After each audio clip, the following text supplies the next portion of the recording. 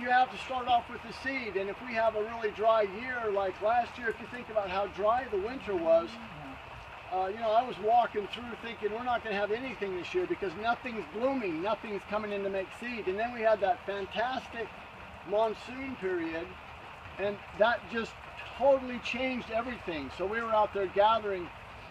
One of the remarkable things about the plants in our area is that desert plants are adapted to be able to grab the moisture whenever the moisture comes.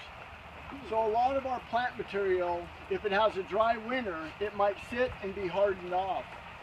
And then when the monsoons come in, if it's a good monsoon, a lot of the stuff breaks into bloom and starts to grow, and it tries to make seed before you get to the freeze time. So it's really amazing how that cycle can be, you know, early spring for mid-spring or early summer seed and bloom, and then those same plants will come right back again if the monsoons are really strong. It's not true with everything, but it's true with a lot of the different wildflowers and different kinds of shrubs.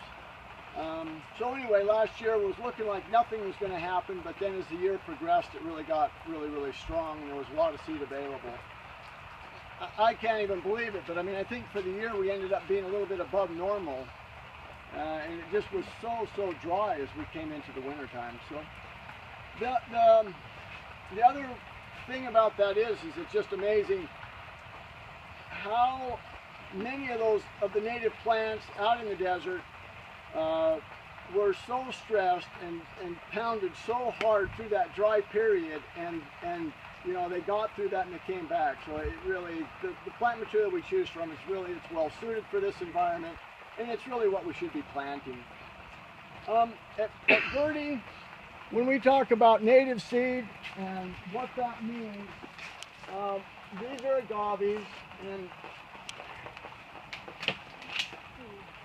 so this is agave seed.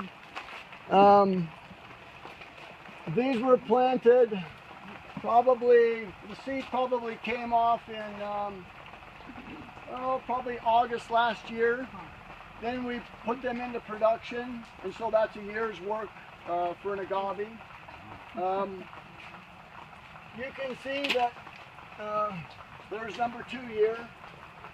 So that's the time commitment it takes. You can also start to appreciate the fact that when you do have a year where you don't have any seed, how it takes production out, where all of a sudden you don't have it for a while, it's gone.